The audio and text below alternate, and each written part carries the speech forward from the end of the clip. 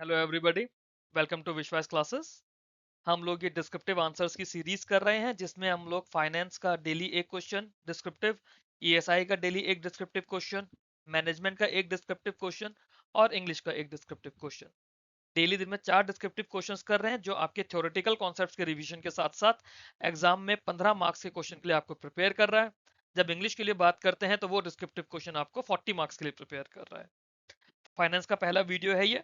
Question है इसमें हमारा: The Indian banking sector has demonstrated significant resilience in recent years. Discuss the key factors contributing to this resilience and analyze the major risks that continue to persist. Suggest appropriate regulatory and policy measures by RBI to address these risks. तो इसमें जो हमारा topic है risk management वो cover हो गया। RBI के जो रेगुलर आपको जो आप लोग कहते हैं ना कि सर आरबीआई करंट कि आरबीआई के कौन से सर्कुलर्स पढ़ने हैं, आरबीआई क्या कर रहा है, आरबीआई वेबसाइट से क्या पढ़ना है, वो इस आंसर में आपका कवर हो गया।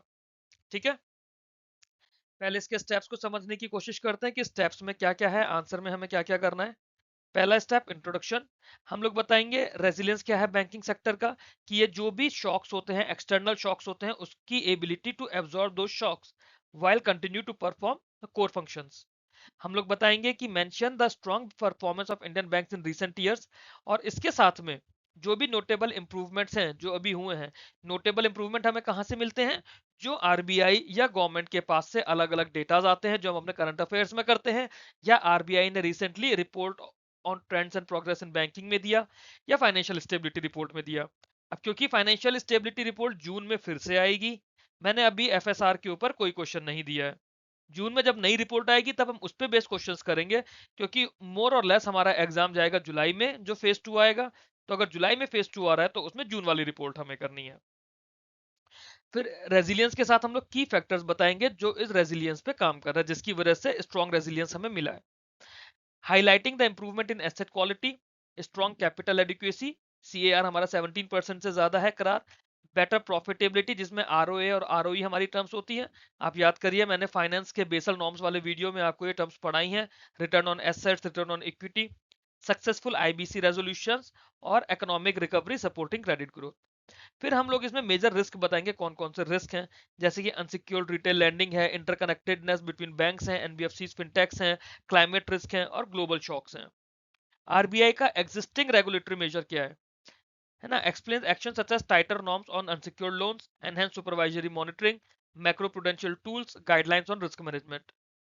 फिर इन रिस्क मिटिगेशन में, अब देखिए रिस्क है, रिस्क के लिए आरबीआई ने मिटिगेशन प्लान बनाया है या फिर आरबीआई की गाइडलाइंस है, बट उसके बाद भी कुछ तो इश्यूज हैं। तो वो चैलेंजेस बताएंगे कि इस रिस्क मिटिगेशन में चैलेंजेस क्या है, जैसे डेटा गैप्स है फिनटेक एक्सपोजर के, इंप्लीमेंटेशन की डिफिकल्टीज है स्मॉलर इंस्टीट्यूशंस में, and the challenge of balancing innovation with stability. फिर हम इसका वे फॉरवर्ड और कंक्लूजन पे बात करेंगे। We will suggest measures like integrated risk frameworks, stricter risk weights, climate risk disclosure and better coordination among regulators. Regulators की हम लोग जब बात करते हैं तो यहाँ पे हमारे पास सेबी, आईआरडीए, पीएफआरडीए, आरबीआई तो आता ही आता है। साथ में जो भी हमारी प्राइवेट बैंकिंग एंटिटीज हैं वो मिनिस्ट्री ऑफ कॉर्पोरेट अफेयर्स के थ्रू भी एज अ कंपनी रजिस्टर्ड है, तो वो भी देखना होता है। And we'll conclude by continuing that regulatory vigilance and structural reforms are essential to sustain banking sector resilience। ठीक है, तो यहाँ पे हम बैंकिंग सेक्टर की स्ट्रेंथ की बात कर रहे हैं, बता रहे हैं कि हमारे बैंकिंग सेक्टर की रीढ़ कितनी ज्यादा मजबूत है। आंसर कुछ इस तरह से हमने शुरू करा है। The banking sector has demonstrated significant resilience in recent years. Resilience of banking sector can be defined as its ability to absorb shocks while continuing to perform core functions like lending, deposit mobilization, and payment services without disruption. In recent years, Indian banks have shown strong performance with improved balance sheets, rising credit growth, and better financial indicators. While notable improvements have occurred due to various reforms and policy support, several emerging risks still need careful management through proactive regulatory and policy measures by the RBI. हमने सबसे पहले इसमें banking sector के बारे में बताया कि काफी सिग्निफिकेंट रेजिलियंस दिखाया है। रेजिलियंस को डिफाइन करा कि बैंकिंग सेक्टर की एबिलिटी है to absorb shocks while continue to perform core functions। अब core functions हमने लिख दिए कौन से हैं, लैंडिंग है, डिपॉजिट मोबिलाइजेशन है, पेमेंट सर्विसेज है। बिना डिसरप्शन के हमारा बैंकिंग सिस्टम अपने कोर फंक्शंस परफॉर्म करता रहा। पिछले कुछ सालों की बात करते हुए हमने बताया कि कैसे हमारे बैंकों की बैलेंस शीट इंप्रूव हुई है, क्रेडिट ग्रोथ बढ़ी है और फाइनेंशियल इंडिकेटर्स हमारे अच्छे हुए हैं। और ये टाइम टू टाइम अलग अलग करंट अफेयर्स में आता जाता है। While notable improvements have occurred due to various reforms and policy support, फिर हमने कुछ emerging risk के बारे में भी बताया और ये बताया कि इसके लिए प्रोएक्टिवली हमें काम करना पड़ेगा। जो आरबीआई के रेगुलेटरी और पॉलिसी मेजर्स हैं जो प्रोएक्टिव होकर आरबीआई ने लिए, जिसकी वजह से हमारा बैंकिंग सेक्टर रेजिलियंट है। फिर इस रेजिलियंस के लिए की फैक्टर्स हम लोगों को बताना है। Firstly, there has been marked improvement in asset quality. Gross NPA has decline from 11% in 2018 to around 5% in return in recent times, thanks to better recovery mechanisms and proactive provisioning. Banks maintain strong capital adequacy with CRAR consistently above 17%, well above the Basel III requirements. This provides a solid buffer against unexpected losses. ठीक है, तो हमारे बैंकों का जो asset quality है 2018 में जो 11% था वो रिसेंटली 5% आ गया। इस आंसर में मैंने कुछ टाइम पहले लिखा था, मैंने शायद उस पर ध्यान नहीं दिया। अभी हम लोग एक answer reports on trends and progress in banking का करेंगे। उसमें आपको ये एग्जैक्ट फिगर मिल जाएगी कि अभी दिसंबर की रिपोर्ट में आरबीआई ने क्या फिगर दी है। यहाँ पे हम उस चीज से रिप्लेस कर सकते हैं। ठीक है, करार बैंक का 17% से ज्यादा है, मतलब बैंक की कैपिटल इतनी स्ट्रांग है जो बेसल 3 नॉर्म्स की रिक्वायरमेंट है उससे भी ज्यादा। दैट मीन्स कुछ अनएक्सपेक्टेड लॉसेज अगर आते हैं तो उसके अगेंस्ट भी हमारे पास सॉलिड बफर है। बैंकों की प्रॉफिटेबिलिटी भी इंप्रूव हुई है। आरओए और आरओई जो है इन्होंने पॉजिटिव ट्रेंड्स दिखाए हैं for most public and private sector banks. Successful implementation रहा है आईबीसी का, इंसॉल्वेंसी एंड बैंक्रप्सी कोड का। इसकी हेल्प से भी काफी ज्यादा जो स्ट्रेस एसेट्स हैं इस तरह के केसेस रिजॉल्व हुए हैं, जिसके थ्रू इन्वेस्टर्स का और डिपॉजिटर्स का कॉन्फिडेंस वापस आया है। एडिशनली, जो पोस्ट पैंडेमिक इकोनॉमिक रिकवरी हुई है that has supported healthy credit growth specially in retail, agriculture and MSME segments.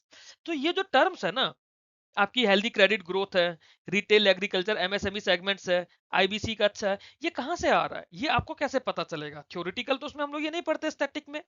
याद करो, मैंने जब आप लोगों को अलग अलग टेलीग्राम पे आर्टिकल्स दिए थे, मैंने आरबीआई के गवर्नर्स के, डेप्यूटी गवर्नर सर की कुछ स्पीचेस आपके साथ शेयर करी थी जो आरबीआई की वेबसाइट पर है। मैं एक बार जनवरी से अब तक की उन्हें कंपाइल करके दोबारा आपके साथ शेयर करूंगा, वो आप लोगों को पढ़ना होगा। ये डेटा हमें वहीं से मिलते हैं, उन स्पीचेस के थ्रू हम लोग ये डेटा बनाते हैं। ओके, तो ये जितने भी फैक्टर्स थे इन सब के थ्रू ओवरऑल स्टेबिलिटी हमारी मेंटेन रही है बैंकिंग सेक्टर की। ठीक है, हाउएवर अब इसके बाद हम रिस्क की बात करेंगे। However major risk continue to persist despite these gains. सबसे बड़ा रिस्क एक अनसिक्योर्ड रिटेल लैंडिंग।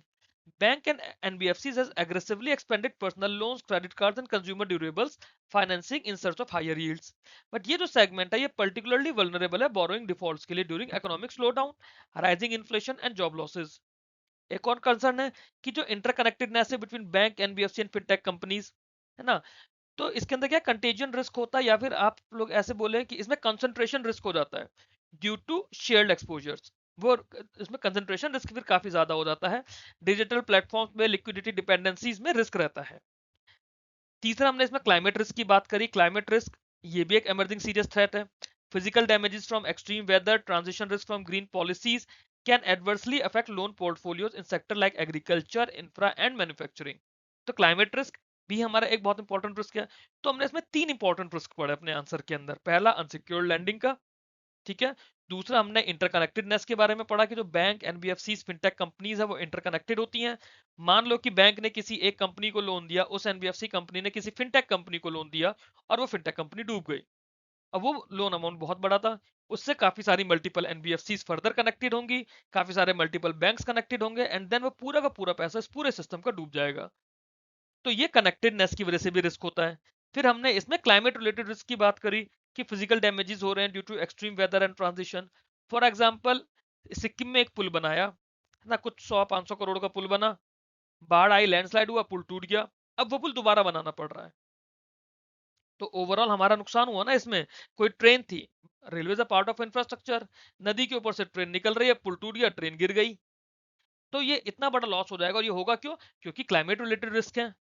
मॉनसून आ रहा है, लैंडस्लाइड हो रही है, हाई बारिश हो रही है, हाई ड्रॉट पड़ रहा है, जिसकी वजह से इस तरह का इंफ्रास्ट्रक्चर डैमेज होता है। Moreover, Indian banks remain vulnerable to global shocks such as changes in oil price. ये अभी रिसेंटली स्टॉक मार्केट में सारा आया था ईरान वॉर के उसमें, जियोपॉलिटिकल टेंशंस और tightening of liquidity by the US Fed, which can trigger capital outflows and currency volatility. अब इसके लिए क्या हुआ, इसके लिए रिजर्व बैंक ऑफ इंडिया क्या कर रहा है, क्योंकि हमारा बैंकिंग सेक्टर का कस्टोडियन कौन है, रिजर्व बैंक ऑफ इंडिया। आप लोग ग्रेड बी ऑफिसर जाकर बनोगे वहां पे तो क्या करोगे, अब ये आपको पढ़ना है कि आपको क्या करना है। RBI has taken several regulatory measures to address this risk. क्या क्या उन्होंने टाइटर नॉर्म्स लेकर आए अनसिक्योर्ड लैंडिंग पे, है ना, by increasing risk weights and setting exposure limits. तो ये आरबीआई का एक सर्कुलर आया था जिसके अंदर उन्होंने, जब सीआर एआर कैलकुलेट करते हैं तो हर प्रोडक्ट के अगेंस्ट में कुछ रिस्क दिया जाता है, हर एसेट्स के अगेंस्ट, मैंने आपको बताया भी था बेसल नॉर्म्स वाले वीडियो में। तो उसमें उन्होंने अनसिक्योर्ड लोन्स का रिस्क वेट बढ़ा दिया और एक्सपोजर लिमिट सेट कर दी। एनहेंस सुपरवाइजरी मॉनिटरिंग हो रही है through stress testing and early warning system, जिसके थ्रू आरबीआई वल्नरेबिलिटीज को डिटेक्ट करता है। अब ये कैसे होता है, ये भी याद करिए, मैंने रिस्क मैनेजमेंट वाले वीडियो के अंदर आप लोगों को पढ़ाया हुआ है, इसके अलावा एआई वाले वीडियो के अंदर भी पढ़ाया हुआ है। RBI also uses macro prudential tools like counter cyclical capital buffers to prevent excessive credit growth. ये भी आप लोगों को बताया है, क्यों, क्योंकि ये एक तरह से एक्सटर्नल शॉक को एब्जॉर्ब करने के लिए बफर का काम करते हैं। आप लोगों को ये चीज बताई थी जब हमने पीसीए वाला वीडियो पढ़ा था, बेसल नॉर्म्स वाला वीडियो पढ़ा था। आरबीआई की गाइडलाइंस है रिस्क मैनेजमेंट पे, including operational risk, cyber security and climate risk assessment, इन्हें स्ट्रेंथन किया गया। फिनटेक पार्टनरशिप्स के लिए भी आरबीआई ने ड्यू डिलीजेंस, डेटा प्रोटेक्शन और ग्रीवेंस रिड्रेसल को मैंडेट कर दिया है।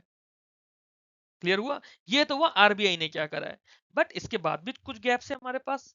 अब उन गैप्स को पढ़ते हैं। Despite these efforts, challenges in risk mitigation remains. There are data gaps in understanding full exposures through fintech channels, making supervision difficult. जो छोटे बैंक्स हैं, कोऑपरेटिव इंस्टीट्यूशंस हैं, और यहाँ पे हम कोऑपरेटिव इंस्टीट्यूशंस में सिर्फ बड़ी कोऑपरेटिव सोसाइटीज की बात नहीं कर रहे हैं, आरबीआई के रेस्पेक्ट में हम लोग यूसीबीज की बात करते हैं, अर्बन कोऑपरेटिव बैंक्स की। तो या फिर जो हमारे स्टेट कोऑपरेटिव बैंक है, डिस्ट्रिक्ट कोऑपरेटिव बैंक है, रूरल कोऑपरेटिव बैंक है, जो हमारे छोटे बैंक हैं, कोऑपरेटिव इंस्टीट्यूशंस हैं, उन्हें इंप्लीमेंटेशन इश्यूज हैं। क्यों, क्योंकि उनके पास स्किल्ड स्टाफ नहीं है, लिमिटेड टेक्नोलॉजी है और लिमिटेड फंड्स हैं। तो balancing financial innovation with stability is another challenge, as over regulation में stifle digital lending growth. Regulation अगर आप बहुत ज्यादा स्ट्रिंजेंट करते जाओगे तो छोटे बैंकों को दिक्कत आएगी। वे फॉरवर्ड क्या रहेगा इसका, कि आरबीआई को एक इंटीग्रेटेड रिस्क फ्रेमवर्क बनाना पड़ेगा, combining credit, market liquidity and climate risk. इन सबको मिलाकर एक इंटीग्रेटेड रिस्क फ्रेमवर्क बनेगा। स्ट्रिक्टर डायनामिक रिस्क वेट दिए जाएंगे फॉर अनसिक्योर्ड लैंडिंग को। मैंडेटरी क्लाइमेट रिस्क डिस्क्लोजर किए जाएंगे लार्ज बैंक के लिए ताकि ट्रांसपेरेंसी आए। बेटर कोऑर्डिनेशन रहेगा among regulators, that include SEBI and एल्डाई, वो एसेंशियल है। एंड कैपेसिटी बिल्डिंग रहेगी, जो हमारे छोटे इंस्टीट्यूशन है, छोटे बैंक है, उसे हमें प्रायोरिटी पे रखना भी पड़ेगा। In conclusion, Indian banking sector has come a long way in building resilience, but sustained vigilance is required. तो ऐसा नहीं कि रेजिलियंट हो गया तो खत्म हो गया, रेजिलियंट तो है, बट उसके साथ में सस्टेन विजिलेंस भी जरूरी है। Continued regulatory measures and structural reforms by RBI will be essential to manage risk and support inclusive economic growth. With prudent policies, the sector can play a stronger role in India's development. Clear है? कुछ इसमें ऐसा तो है नहीं कि बहुत ज्यादा टिपिकल हो, बहुत ज्यादा कॉम्प्लिकेटेड हो। आप लोगों को मैटर चाहिए लिखने का, मैटर मैं यहाँ पे आप लोगों को प्रोवाइड कर रहा हूँ। काफी सारी पीडीएफ मैंने टेलीग्राम पे शेयर करी है, आने वाले टाइम में मैं और ज्यादा पीडीएफ शेयर करूंगा जिसको पढ़ना आप लोगों के लिए जरूरी होगा। That's all in this video. आप लोगों को वीडियो अच्छा लगा हो तो वीडियो को लाइक कीजिए, चैनल को सब्सक्राइब कीजिए, बेल आइकन जरूर प्रेस करिएगा ताकि आपको आने वाले वीडियोस का नोटिफिकेशन मिल पाए। ये मेरा मेन ग्रुप है आरबीआई ग्रेड बी का, ये चैनल है आरबीआई ग्रेड बी का, और ये मेन विश्वास चैनल है टेलीग्राम पर, जिनको आप लोग ज्वाइन कर सकते हैं। यहाँ पे एग्जाम से रिलेटेड आपको सारे डिस्कशंस मिलेंगे, पीडीएफ मिलेंगी, स्टडी मटेरियल मिलेगा। Thank you very much for watching this video. Keep learning, keep growing.